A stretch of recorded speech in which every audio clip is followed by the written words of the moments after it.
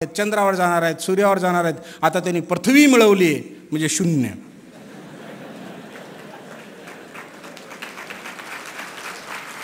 मला खूप वाईट वाटलं. मला लाज वाटली की आपण काय आहोत. बाकीचे मिळू शकतात, मला काय मिळवता येत नाहीत. माझ्यात झालेला बदल सांगतो मी तुम्हाला. एवढा अभ्यास केला. अकाउंटची परीक्षा घेतली, एंट्रन्स 12वीचा फॉर्म अलाउड करायचा का नाही करायचा यासाठी सगळ्या 61 मुलांची परीक्षा घेतली. 16 नंबरची एक विद्यार्थिनी अतिशय हुशार होती वर्गामध्ये. सगळ्यांना मार्क देण्यात आले. मला 16 नंबरचा पेपर आला. मी लगेच म्हटलं, सर हा माझा पेपर नाही, 73 मार्क पडलेत. गबस म्हणे, बघून लिहिला असेल. गप बोलूच दिलं नाही, खाली बसवून टाकलं. 16 नंबरचा पेपर, ती वर्गात सर्वात हुशार विद्यार्थिनी होती अकाउंटच्या पेपरला. तिचं कौतुक गेलं आणि ती हातात त्यांच्या पेपर धरला एक शेवटचा. म्हणे 60 लोकांचे पेपर दिले विद्यार्थ्यांचे, आता 61 पेपर माझ्या हातामध्ये आहे. आपल्या वर्गात असे होणार आहेत की आपल्या कॉलेजचं नाव करतील, फलानं करतील. टाळ्या वर्गामध्ये. 93 मार्क होते त्या अकाउंटच्या पेपरला.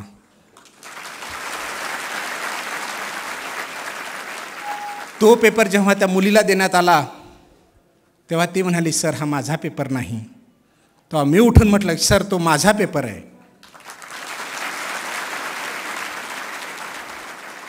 मग त्यांना अपमान सहन नाही झाला. इतका वेळा आपण असं बोललो ना, आता तर याचा पेपर निघाला. मी हातात पेपर घेतला. मला म्हणे, कुणाचं बघून लिहिलास? यश मिळाले की आपोआप बुद्धी सुचते, चांगले मार्ग सुचतात, उत्तरं चांगली येतात. मी पटकन म्हणालो, सर बघून लिहायला कुणालाच 93 नाहीत ना, कुणाचे बघून लिहिणार आहे मी.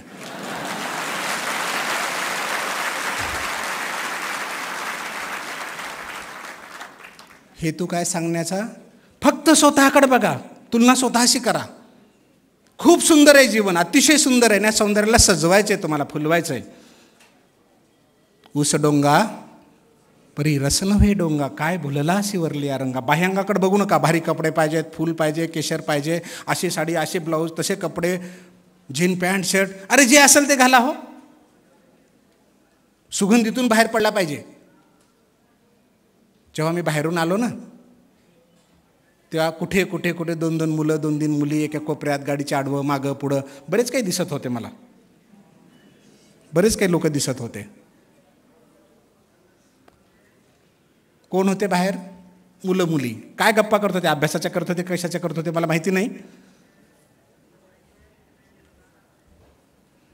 मध्ये इतकं सुंदर चालू आहे, इतकं छान देवाणघेवाण चालू आहे विचाराची, निर्माण होण्याची, आणि बाहेर मात्र ते चालू आहे. मला माऊलींची ओवी आठवली. का कमलकंदा आणि दरदोरी, नांदणूक एकेची घरी, परागू शेवी जे भरमरी, एरू चिखलू चिवरे. कमळाचं फूल आहे, सुंदर अतिशय. त्याच्या खाली चिखल आहे, त्या चिखलामध्ये बेडूक आहे, त्या चिखलात बसलाय आणि बाहेरून भ्रमर येतो आणि त्या कमळावर बसतो, सुगंध घेतो. कळलं मला काय म्हणायचं ते? तुम्ही इथं बसून सुगंध घेताय आणि ते चिखलामध्ये रुतलेत बाहेर.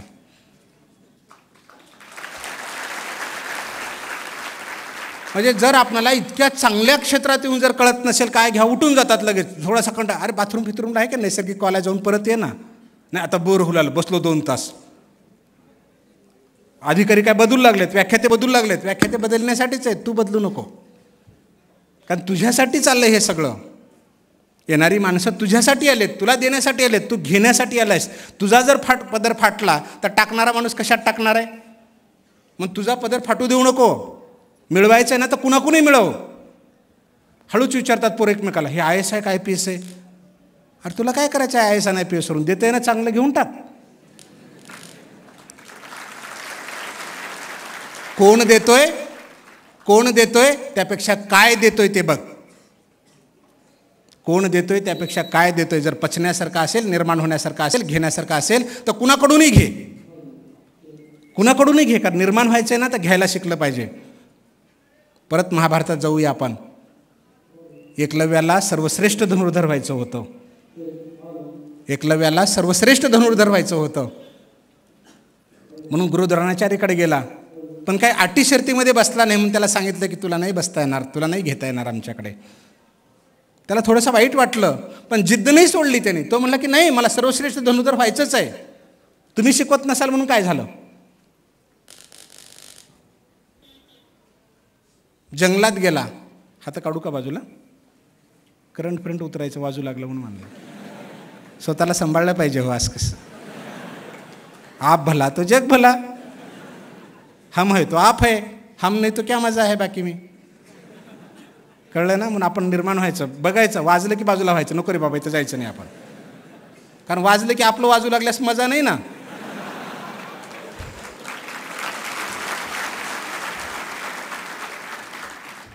तडतड चिडचिड करणाऱ्या गोष्टीपासून, वाजणाऱ्या गोष्टीपासून आपोआप दूर व्हायचं. नाही तर त्याच्याबरोबर आपलंही वाजून जातं. वाजू द्यायचं नाही. आपणाला वाजवायचं आहे, आपणाला वाजवायचं आहे, आपणाला गाजवायचं आहे. म्हणून आपलं कोणी वाजवू नये, आपण आपलं स्वतःचं वाजवू. असो. तो जंगलात गेला आणि काय केलं त्याने? श्रीगुरुचेनी नावे माती का डोंगरी जयापाशी होती, तेने कोळीये त्रिजगती एकवद केली, असं ज्ञानेश्वर माऊली म्हणतात. त्या कोळ्याच्या मुलानं डोंगरामध्ये श्रीगुरुचेनी नावे माती, गुरु द्रोणाचार्याचं नाव घेतलं आणि त्या मातीचा पुतळा उभा केला. का डोंगरी जयापाशी होती, त्या डोंगरात होता. तेने कोळीये त्रिजगती, त्या कोळ्याच्या मुलाने त्रैलोक्यामध्ये, केवळ पृथ्वी तलावर नाही, त्रैलोक्यामध्ये स्वर्ग आकाश पाताळ पृथ्वी या सगळ्यामध्ये नाव लौकिक केलं. कुणाकडून शिकला? तर त्या पुतळ्याकडून शिकला. त्या पुतळ्याचा गुरुदेव असा बाण मारू का, गुरुदेव तसा बाण मारू का. आम्ही काय करतो? आरशासमोर उभा राहतो, कशी दिसतंय, कसा दिसतो, हे अरे पुतळ्यात बघ, त्या पुस्तकात बघ कसा दिसतोस तू, ते तुझं सौंदर्य कसं फुलतंय त्या पुस्तकात बघ, त्या डायरीत बघ, त्या वहीत बघ. आगे लिख पीछे दे, भूल पडे तो कागज से ले. आठवल्याबरोबर लिहून काढ पटकन. विसरलास की पटकन त्या कागदाकडे बघ, त्या पुतळ्याकडे बघ, त्या डायरीकडे बघ, त्या वहीकडे बघ. तुला मिळेल ना. जर पुतळ्याकडून शिकू शकतो तर चालत्या बोलत्या माणसाकडून आपण शिकू शकत नाही का? हो, शिकावं ना. नाही शिकता येत ना. बसा बसा रे, गर्दा करू नका, उठा, जाऊ नका, थांबा. अरे ते बाहेर गेलेला मध्ये बोलवा, कशासाठी? जाऊ दे ना, गेलं तर गेलं. त्यानं जाण्यासाठी चाल असेल तर त्याला आपण काय करणार आहोत? माझी मैत्रीण अभ्यास करत नाही. एक आम्हाला आला पत्र, आता त्या प्रेरणामध्ये तुम्ही वाचत असाल. सर आम्ही तिघी मैत्रिणी अभ्यास करतो, तो दोघी पुढे गेला, तर माझं मनच लागत नाही. अरे दोघी पुढे गेला तर त्याच्यापेक्षा एक पाऊल आणखी जास्त टाक ना. त्या जर समजा तहसीलदार झाले, तू डेप्टी कलेक्टर हो, तिचे पुढे जा, म्हणजे ते मागं पडतील आपोआप. तसा नाही विचार कर. एकीनं पत्र पाठवलं, म्हणजे फोनवर मेसेज टाकला, काय की सर आता माझ्या मैत्रिणीचं लग्न झालं आहे, तर मी काय करू? आता मी काय सांगू? ती अभ्यास सोडून देते. नका विचारू काही पण, कारण काय तुमचाही वेळ चाला, आमचाही वेळ चाला. विचारात असं विचार की खरोखर तुमच्या पदरात काही टाकून घेण्यासारखं आहे. आपल्या मार्गावरच नाही, आपल्याला नदीचं पाणीच प्यायचं नाही एखाद्या, तर ते खारट आहे का, आंबट आहे का, गोड आहे का, भरली आहे का, रिकामी काय देणं घेणे आपल्याला? असू जा कोरडी का असेल, आपल्याला काही देणं घेणंच नाही त्याच्याशी. आपल्याला ज्याच्याशी देणं घेणं तेवढंच आपण बघूया ना. फार विचित्र प्रश्न, फक्त तारुण्याभोवतीचे प्रश्न असतात विचारलेले. तुला गुंतूच नको म्हणून सांगितलं ना, तिकडे फिरूच नको म्हणून सांगितलं ना, या क्षणाला निर्णय घेऊन टाक ना. बिलकुल बंद. नाही म्हणजे नाही, बघणार नाही, हसणार नाही, खेळणार नाही, काही देणं घेणं नाही. तेवढ्यापुरतं बघून निसटून जाऊ बाजूला आपण. कारण आपल्याला पुढे जायचं आहे ना. आता जर त्यानं किंवा तिनं जर तुम्हाला धरून उभं केलं तर पळणार कसे हो तुम्ही? स्पर्धा आहे ना. या स्पर्धेत पळायच्या, रोज पळायच्या पुढे, रोज 2 पावलं पुढे जायच्या. ते थांबून नाही चालणार, फार लांब जायचं, फार सशासारखं पळायचं, कुठं झोपायचं नाही. कासव बिचारा रात्रंदिवस चलून चलून पुढे जातो. म्हणून आपण म्हणतो ना, आमच्याबरोबरचंच होतं, कसं पास झालं माहिती नाही, मी एवढा अभ्यास करून आम्ही मागं पडलो. कसं पास झालं? सोपं आहे का? करावं लागतं ना. एक व्याख्यात आत्ता बोलता बोलता म्हणाला की लग्गा वगैरे लागत नाही. बरोबर आहे त्यांचं म्हणणं, लग्गा लागत नाही. पण माझं थोडंसं उलटं गणित आहे. लग्गा लागतो बरं का. MPSCला UPSCला लग्गा लागतो. कुणाचा लागतो? स्वतःचा लागतो. एक उदाहरण मी तुम्हाला सांगतो. एक राजा होता, त्याला हराळीवर फिरण्यासाठी बाहेर जायचं होतं. गार्डनमध्ये गेले प्रधानासोबत.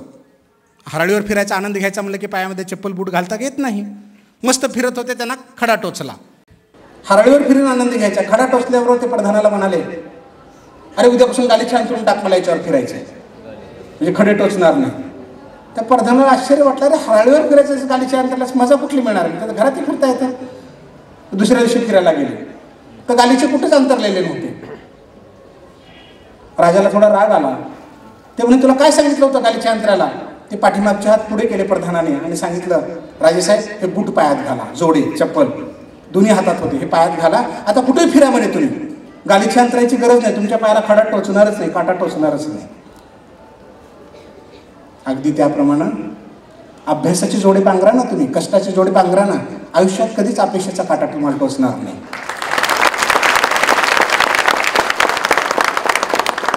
कळलं उदाहरण तुम्हाला? मला काय सांगायचं होतं ते, हे जर पांघरलं तर अपयशाचे काटे कुठेच टोचणार नाही, यशच आपल्याला दिसेल. पण ते पांघरता आलं पाहिजे ना. अर्थात लगा कशाचा लावायचा आपल्याला? आपल्या कष्टाचा लगा लावायचा आहे, आपल्या अभ्यासाचा लावायचा आहे, आपल्या परिश्रमाचा लगा लावायचा आहे. आणि हा जर लगा तुम्ही लावलात ना तर वेगळा लगा लावायची गरजच पडत नाही. लगेबाजी नसतेच कुठे. लगेबाजी असते कोणाशी? आपल्याशी असते. आणि असावी. खूप सुंदर आहे. असं थोडं थोडं जमा करा. CWA असताना, कॉस्ट अँड वर्क्स अकाउंटंटला असताना PPCE, production productive cost effectiveness नावाचा एक विषय होता. इंजिनिअरिंग आधीच तर बाउंड्रीवर पास झालेला 10वी-12वीला इंग्रजीमध्ये मी.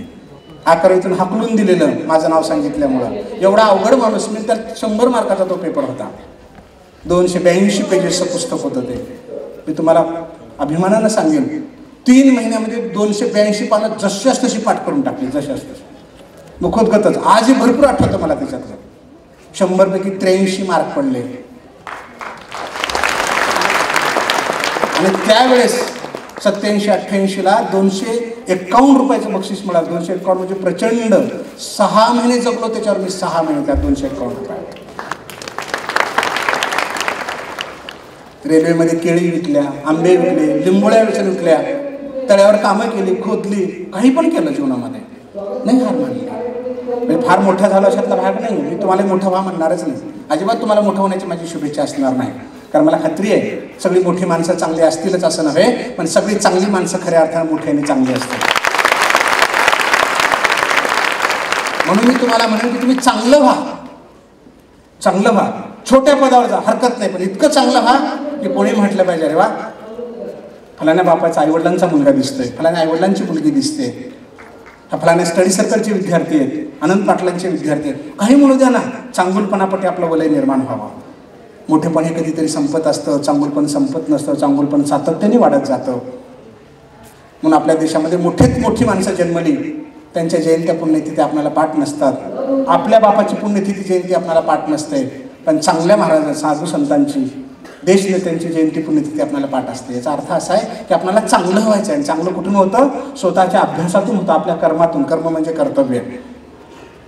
त्याच्यातून निर्माण होत आहे. त्या निर्माण व्हायचं, निर्माण होण्यासाठीच आहे. गेलेल्या आयुष्यात वेळ परत येत नाही, म्हणून प्रत्येक सेकंदाचं गणित करायचं आहे.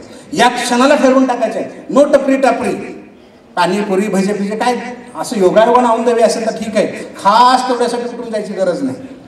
7-8 घंटे बसले की बरेच पोरं म्हणतात लय बोर झाला, 8 तास बसला तर जरा फिरून येतो. अरे बोर व्हायला काय त्याच्यामध्ये? 18 तास अभ्यास केले ना आम्ही. 8 दिवस घराच्या बाहेर नाही गेलो ना. 8 दिवस जायची गरजच नाही. बाहेर गेला असेल कुठलं तर नवीन ते तुझ्या डोक्यामध्ये भरलं, मनामध्ये कसं खूळ बसलं की पुन्हा तुला तुझ्या मार्गावर यायला, मूळ मुद्द्यावर अभ्यासाच्या ठिकाणी यायला बराच वेळ लागतो. 20 लाखाची गाडी आहे, खूप सुंदर आहे, चांगली गाडी आहे, पण सुईत जरी त्याला छिद्र पडलं, पंक्चर झाली तर रोडवर नाही थांबू देत लोक. पण कडेला लावा तुमची गाडी, बाकीच्याला रस्ता सोडा. 20 लाखाची गाडी सुईत छिद्र पडलं तर रस्त्याच्या कडेला नेऊन लावावी लागते. बरोबर आहे ना? आपल्या गाडीला किती छिद्र पडतात हो? ती दिसली करो, तो दिसला का? फलाणे सर असं म्हणले, फलाण्या मॅडम तसं केल्या, आम्ही इकडे गेलो तिकडे. किती भोकं काढून घेता हो तुमच्या गाडीला. हे पंक्चर कोण काढणार आहे? त्या गाडीचं पंक्चर 10-20 रुपये तरी निघतं. हे पडलेलं तुमचं पंक्चर 10-20 रुपयानं सुद्धा निघत नाही. म्हणून पंक्चरच होऊ द्यायची नाही आपली गाडी. आणि मुंबईला राहिलं, पुण्याला राहिलं, मग घडतात. हा तर हे तर डोक्यातूनच काढून टाकायचं. कुठूनही करता येतं. आजकाल इंटरनेटवर म्हणा, पुस्तकाच्या माध्यमातून म्हणा, घरापर्यंत पोहोचलंय. अभ्यास कसा करू विचारायची गरज नाही आहे. तू ठरव, आपोआप बघत चल. 10-5 जुन्या प्रश्नपत्रिका काढ, त्या प्रश्नाचे उत्तर शोध. आपण काय करतो, पहिल्या प्रश्नाचं उत्तर आलं, दुसऱ्याचं नाही आलं की तिसऱ्याकडे जातो. दुसऱ्याचं शोध ना. जोपर्यंत दुसऱ्या प्रश्नाचं उत्तर तुला सापडत नाही तोपर्यंत समाधानी होऊच नकोस. कारण त्या प्रश्नाचं उत्तर दुसऱ्याला विचारू नको, तू शोध. त्या एका प्रश्नाचं उत्तर शोधण्यामध्ये शेकडो प्रश्न डोळ्याखालून जातात. तोपर्यंत तो अभ्यास होतो. आणि तेवढं डोक्यात ठेवायचं. पुस्तक हातात घेतलं, 100 पानाचं पुस्तक असू दे, तास 1.5 तासामध्ये संपवून टाकू. पेन्सिल सोबत ठेवायची, रबर आपल्यासोबत ठेवायचं. जो अवघड वाटला, जो कठीण प्रश्न वाटला त्याला फक्त टिक करायची, बाकी सोपी फटफट वाचत पुढे चालायचं. जे महत्त्वपूर्ण वाटलं त्याला अंडरलाईन करायची, ज्याचा विसर पडतो असं वाटलं त्याला अंडरलाईन करायची. आणि जेव्हा रिव्हिजन करू तेव्हा फक्त पेन्सिलनं टिक मार्क केलेले वाचून काढायचे. पुन्हा त्यातलं पाठ झालं की पुन्हा ते पेन्सिलचं टिक मार्क केलेलं खोडरबंदी उडून टाकायचं.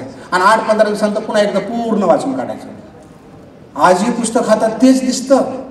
15 दिवसांनी पाहिलं की पुन्हा तेच पुस्तक हातात दिसतं, काय वाचू लागलो. अरे किती वर्ष वाचेल रे बाबा एक पुस्तक? कारण धरलं बुडातून की शेवटपर्यंत पळत जातो आपण. त्याच्यामध्ये सोपंही जातं आणि अवघडही जातं. करू नये. काही टॅक्ट आपण ठरवायच्या, काही लिंक आपण लावायच्या की मला असं नाही असं करायचं आहे, तसं नाही तसं करायचं आहे. आणखी एक उदाहरण तुम्हाला सांगतो. मला आठवतं चांगलं की तुमच्याकडे प्रचंड आस लावून बसलो होतो आम्ही. ह्या आमच्या तासभरानं काही तुमचं ध्येय साध्य होईल असं जरी तुम्हाला वाटत नसलं तर त्या तासभराची किंमत मी तुम्हाला सांगतो काय ते. एखाद्या लिटरभर दूध आहे, एखाद्या लिटरभर दूध आहे, त्याला जर तापवून किती दिवस तापवणार? 1, 2, 3 दिवस. चौथ्या दिवशी खाऊन पण फाटायला सुरू होतं का, नासायला सुरू होतं का नाही ते? मग काय करावं लागतं? त्याला तापवून थोडंसं थंड केल्यानंतर फक्त 2 थेंब, 1 थेंब इर्जन त्याच्यामध्ये टाकावं लागतं. 1 थेंब, 2 थेंब, 1 लिटरमध्ये हजारो थेंबामध्ये 1ला 2 थेंब.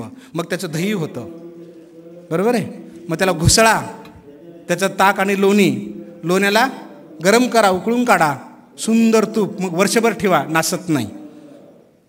किती थेंबाचा परिणाम आहे हा? 1ला 2 थेंबाचा. मग आम्ही 1ला 2 तासच बोलू ना, हजारो तास तुम्हाला मिळालं ना. आता लोणी करणं तुमचं काम आहे.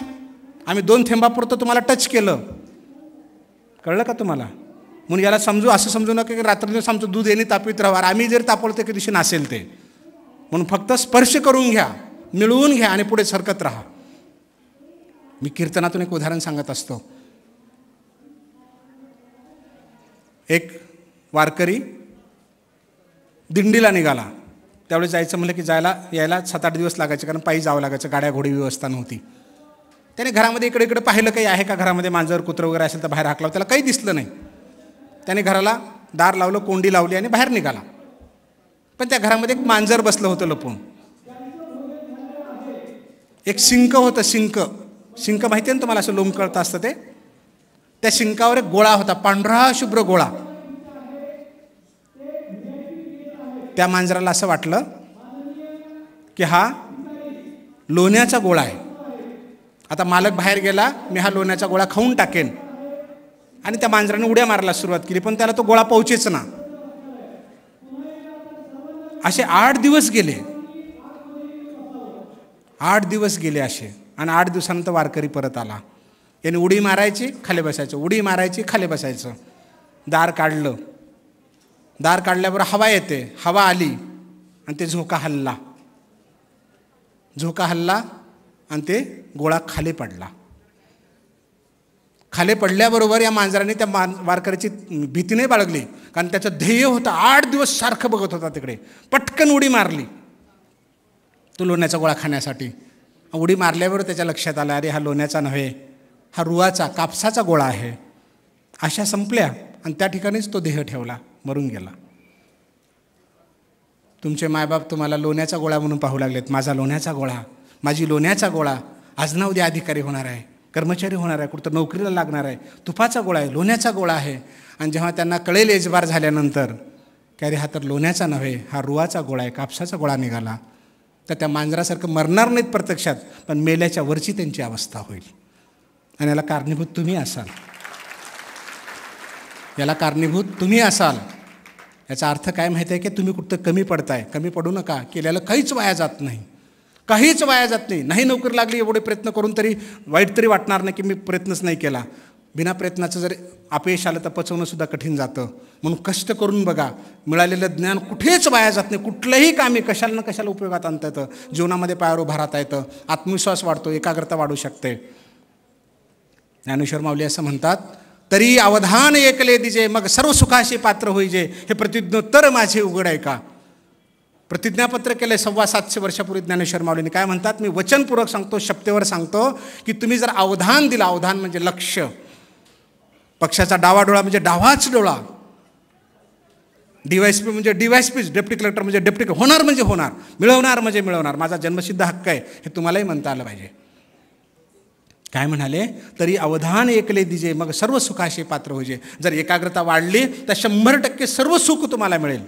आणि पुढे माऊली असं म्हणतात, हे प्रतिज्ञोत्तर माझे उघड आहे का. हे अरे उघडपणे आहे का सर्वजण, हे मी तुम्हाला शब्देवर सांगतो की जर तुम्ही एकाग्र बुद्धीनं जर अभ्यास केला तर तुम्हाला पाहिजे ते यश मिळेल. मग एकाग्रता भंग पाहू देऊ नका. ह्या एकाग्रतेमध्ये नको त्या गोष्टी शिरूच देऊ नका. कितीही प्रिय असेल कितीही जवळचा असेल, कितीही जवळची असेल, आणि जर आपल्या अभ्यासामध्ये व्यत्यय येणार असेल तर नको त्याची मैत्री. माय बापे जरी सर्पिन की बोका, तेने सवे सुखा न पवे बाळ, असं जगद्गुरु तुकोबाराय म्हणतात. माय आणि बाप जर सर्पिन किंवा बोका असतील तर लेकरू उदयाला येत नाही. कारण बोका असेल तर त्या पिल्ल्याला मारून खातं, सर्पिन असेल तर ते अंडे खाते पोटचे सुद्धा. म्हणून म्हणाले की जर तुझ्या यशामध्ये, तुझ्या कार्यामध्ये, तुझ्या ध्येयामध्ये तुझे मायबाप जरी अडथळा झाले तर त्याच्यापासून दूर हो, त्यांच्याजवळ राहू नको. मग बाकीच्यांचा तर विषयच नाही ना हो. जर साक्षात मायबापापासून दूर व्हायचं आपल्याला ध्येयासाठी, म्हणजे सगळ्याचे मायबाप असं असतात नव्हे, क्वचितच एखादा दारू पिऊन असेल, धिंगाणा घालत असेल, आईचं त्याचं जमत नसेल, रात्रंदिवस भांडणं तंटे होत असतील, आणि तिथं जर आपला अभ्यास होत नसेल तर अलगदपणे कुठेतरी सराव बाजूला, अभ्यास करावा, कष्ट करावेत स्वतःच्या पायावर एवढ्यासाठी. क्वचितच एखाद्याला असा प्रसंग येऊ शकतो. सांगण्याचा हेतू असा आहे की प्रसंगानुरूप आपल्याला अडथळा करणारा कोणी जरी असलं, कितीही रक्ताचा नातेवाईक असला, कितीही प्रिय असला, तर बेशक त्याच्यापासून बाजूला जावं. कारण हा मोह, ह्या घटना काही वेळेपुरत्या आहेत. आज तूही बेरोजगार आहेस, तीही बेरोजगार आहे, कुठल्या तर मायबापाची संपत्ती बघायचे, प्रेम करायचे, कुठं पळून जायचं, अभ्यास निघून गेला, अरे वर्ष 2 वर्षानंतर मग काय खाणार आहेस, कुठल्या पायावर उभं राहणार आहेस, कशा इच्छा पूर्ण करणार आहेस. म्हणून पहिल्या प्रथम अभ्यास, ध्येय ठरवून द्यायचं, पक्क ठरवायचं आहे. कारण आपण पाहिलं, केल्याने होत आहे रे ते आधी केलेची पाहिजे, आधी केले पाहिजे. 100% होत आहे जर करायचं ठरवतं. पर्वतसुद्धा पोखरले जातात, मोठ्या मोठ्या घटना मुठीत आणता येतात. आणलं, याला इतिहास साक्षी आहे. चाणक्य मालिका तुम्ही पाहिली असेल. काय म्हणले हे, जोपर्यंत हे राज्य हटवणार नाही, या राजाला हटवणार नाही, तोपर्यंत शेंडीला गाठ बांधणार नाही. काय होतं हो त्यांच्याकडे, काहीच नव्हतं, फक्त आत्मबल होतं, प्रचंड आत्मबल. म्हणून आपलं आत्मबल पक्क करा. त्या आत्मबलाला आयुष्यात ताडा जाऊ देऊ नका. आत्मबल गेलं की सगळंच गेलं. म्हणून चुकूनही आत्मबलाला कमजोर होऊ द्यायचं नाही. आणि आत्मबलाला कमजोर होऊ द्यायचं का परिपक्व करायचं हे आपल्या हातात आहे, तुमच्या हातात आहे. तुझं आहे, तुझं पाशी, तरी तू जागा चुकलाशी, अजिबात जागा चुकायचं नाही. 100% आमच्याजवळ आहे. जीवन खूप सुंदर आहे आणि सौंदर्याला फुलवणं तुमच्या हातात आहे. आणि मला खात्री आहे की तुम्ही फुलवण्याचा प्रयत्न कराल. आम्ही इथपर्यंत काल एवढ्या घाई गडबडीतून, माझ्याही मागं प्रवचन कीर्तनाच्या भरपूर व्याप असतात, पण इथपर्यंत तुमच्यापर्यंत प्रत्येक कार्यक्रमाला मी जात असतो विद्यार्थ्यांच्या. का जातो त्याची कारणं अशी आहेत. मी BComचा रिझल्ट झाल्यानंतर एकदा विद्यापीठामध्ये गेलो होतो, औरंगाबादला, उदगीरहून आलो होतो. अतिशय परिस्थिती बरीकीची होती, तेव्हा आम्हाला कन्सेशन मिळत होतं यायला जायला. बीडच्या पुढे बस गेली, मांजरसुंबा म्हणून एक गाव आहे, तिथे बस उभी राहिली. गाव नव्हतं, छोटासा फाटा होता. कंडक्टर ड्रायव्हरांनी लोक उतरले, त्या हॉटेलमध्ये गेले. मिरची भजे होते त्या हॉटेलमध्ये. माझी परिस्थिती अतिशय बारीकीची होती, मला खूप आवडायचे, पण मी खाऊ शकत नव्हतो कारण माझ्याकडे पैसेच नव्हते. त्या कंडक्टर ड्रायव्हरने 2-2 प्लेट खाल्ल्या आणि बिल दिलं नाही. बिल दिलं नाही त्यांनी आणि गाडीत बसले. मला राहवलं नाही, पण बिल कसं काय दिलं नाही याने 2-2 प्लेट खाऊन. म्हणून त्या कंडक्टरच्या बाजूला गेलो, विचारलं, काका ते पाटो द्यायचे आहेत उदगीरमध्ये. आणि माझ्या पाहुण्यातलेच निघाले नंतर ते कंडक्टर. मी त्यांना विचारलं, काका तुम्ही बिल का नाही दिलं. ते म्हणे, आम्ही गाडी उभी केल्यामुळं ग्राहक उतरतात, बसमधले लोक उतरतात, त्यांचं ग्राहक होतं दुकानदाराचं, हॉटेलवाल्याचं, त्याच्यामुळे आम्हाला फुकट खायला मिळतं. तेव्हा मला वाटलं की आपल्याला कंडक्टरच व्हायचं आहे आता. माझा दोष नव्हता हा, त्या परिस्थितीचा दोष होता, माझ्या मनस्थितीचा दोष होता. पुन्हा जेव्हा BComला मी फर्स्ट आलो तेव्हा खंडेगावे सरांनी लिहिलेलं 10 रुपयाचं अकाउंटचं पुस्तक भेट मला तहसीलदारांच्या हातून मिळालं. उदगीरला तहसीलदार, गुट्टे साहेब तहसीलदार होते उदगीरला. ते आले, त्या गाडीमध्ये बसून, त्या गाडीतला रुबाब तहसीलदाराचा, तो गाड, ते उतरणं, लोकांनी त्यांचं स्वागत करणं. आणि मी विद्यार्थी होतो, मला पहिल्यांदा असं वाटलं, काय रुबाब आहे तहसीलदारांचा, वा आपण तहसीलदार झालं पाहिजे. पुढे अगोदर कंडक्टर व्हावं वाटलं, नंतर तहसीलदार व्हावं वाटलं. आणि त्यांच्या हातून पुस्तक घेत असताना एकाने ब्लॅक व्हाईट फोटो काढला आणि 8 दिवसानंतर मला शोधत आला, हे फोटो घे, 2 रुपये देच मला. मी म्हणलं, नको, माझ्याकडे 2 रुपये नव्हतेच. ते म्हणे, तुझा फोटो काढलाय, घेच. जिद्द करून त्यांनी मला दिला. मी 2 रुपये देऊन तो फोटो घेतला आणि त्याला सारखं बघत राहिलो की मला याच्यासारखं व्हायचं आहे, मला याच्यासारखं व्हायचं आहे. तिकडे बघून प्रेरणा मिळत होती मला त्या फोटोतून. आणि सुदैवानं डेप्टी कलेक्टर झालो, टॉपर आलो, नांदेडला रुजू व्हायला गेलो. आणि ज्यांच्या हातावर रुजू व्हायचं होतं, RDC म्हणतात त्याला, त्यांचा बोर्ड बाहेर होता, त्याच्यावर नाव लिहिलं होतं भगवान गुट्टे. जे तहसीलदार होते उदगीरला, ते तेव्हा तिथं RDC झाले होते. कधी औरंगाबादला गेला तर गुट्टे सरांना विचारा की हे खरं आहे का म्हणून. आपल्याही जीवनात घटना घडू शकतात. मी चिठ्ठी दिली, आत गेलो रुजू व्हायला आणि त्यांना फोटो दाखवला. सर, हा तुमच्यासोबत काढलेला फोटो. अरे कोण आहे रे तू म्हणे. काय, कसं काय आला. म्हणलं, सर मी डेप्टी कलेक्टर आहे. आणि तुमच्या तहसीलदारच्या फोटोकडे बघून मला तहसीलदार व्हावं वाटत होतं. तुमचा फोटो बघून बघून मी डायरेक्ट डेप्युटी कलेक्टर झालो. त्यांनी उठून गळ्याला लावून घेतलं. मित्र हो, माझ्याकडे बघून बघून जर तुम्हाला डायरेक्ट डेप्युटी कमिशनर व्हावं वाटलं आणि तुम्ही जर कमिशनरसारखे IAS झालात डायरेक्ट, तर मला इथं आल्याचा खूप आनंद होईल.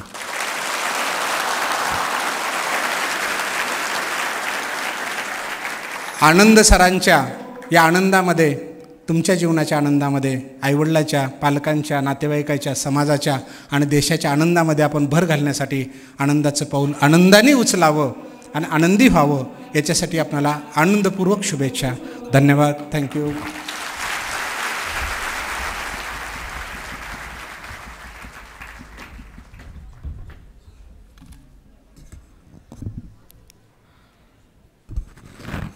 धन्यवाद फड साहेब. अत्यंत रोचक आणि रंजक शैलीमध्ये त्यांनी आपले विचार व्यक्त केले. खरं तर त्यांचं व्याख्यान संपूच नये अशी सगळ्यांची भावना होती असं मलाही वाटतं आहे. प्रेरणादायी व्याख्यान म्हणजे काय असतं याचं उत्तम उदाहरण त्यांच्या आत्ता बोलण्यातनं आलं. त्यांनी सांगितलेले काही महत्त्वाचे मुद्दे एकदा पुन्हा अधोरेखित करतो. नको ते काढून टाकण्याचा इतका चांगला संदेश त्यांनी दिला की मोबाईलसारखं दुसरं उदाहरण नाही. आपल्याला हवा तो नंबर सेव्ह करायचा असेल आणि मेमरी फुल असेल तर नको ते काढून टाकावे लागतात. इतक्या साध्या पद्धतीने त्यांनी सांगितलं की नको ते काढून कसं टाकावं. आपल्यातल्या क्षमता प्रत्येकामध्ये आहेत, पण त्या ओळखल्या नाहीत तर त्या वाया घालवण्याचीच जास्त वेळेला येते. त्यामुळे क्षमता ओळखा, जास्तीत जास्त वापर करा आणि त्याप्रमाणे यश मिळवण्याची खात्री तुम्हाला नक्कीच मिळू शकेल. वेळेचा सदुपयोग करायचं त्यांनी सांगितलं. वेळ वाया घालवणं हे सहज घडतं, पण प्रत्येक क्षण जर का वापरला, त्यासाठी त्यांनी सांगितलेला एक मुद्दा मला महत्त्वाचा वाटला की तो म्हणजे असा की गेलेला क्षण बदलता येत नाही, पण जो येणार आहे त्यात काय करायचं हे ठरवण्याची ताकद तुमचा स्वतःमध्ये आहे. त्यामुळे ते ठरवा आणि तो प्रत्येक क्षण स्वतःसाठी उपयोगी करून घ्या. एक महत्त्वाची गोष्ट त्यांनी सांगितली की सतत पुढे जाणं हे जमलं पाहिजे आणि त्या संदर्भामध्ये मला 1-2 उर्दू ओळी आठवतात आणि त्या सतत पुढे जाणे ह्या संदर्भामध्ये आपल्याला नक्की माहिती देतील. ते असं म्हणतात, इस ज़मी से आगे हूँ, इस आसमां से आगे हूँ, वक्त के कारवां से आगे हूँ. इस ज़मी से आगे हूँ, इस आसमां से आगे हूँ, वक्त के कारवां से आगे हूँ. मैं कहाँ हूँ ये खुदा जाने, लेकिन कल जहाँ था वहाँ से आगे हूँ. त्यामुळे कालच्यापेक्षा आज पुढे जाण्याची भूमिका जर का आपण घेत राहिलो तर नक्कीच जीवनात आपण यशस्वी झाल्याशिवाय राहणार नाही. आणि प्रत्येकाचं हे सांगणं आहे, सगळं करा त्या आनंदासाठी करा आणि हा आनंद मिळवणं हेच आपल्यासाठी ध्येय आहे. मी या सत्रातल्या दुसऱ्या वक्त्यांबद्दल थोडक्यात सांगतो. माननीय डॉक्टर अनिल अवचट आपल्या सगळ्यांना परिचय आहे. अनेक पुस्तकांचे लेखक आणि पुण्यामध्ये व्यसनमुक्ती केंद्र चालवलं जातं, तेही त्यांच्याच प्रेरणेतून उभं राहिलेलं आहे.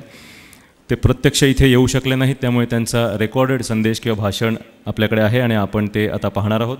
विषय आहे व्यसनमुक्ती, ताणतणावापासून स्वतःला दूर कसं ठेवावं. मी तांत्रिक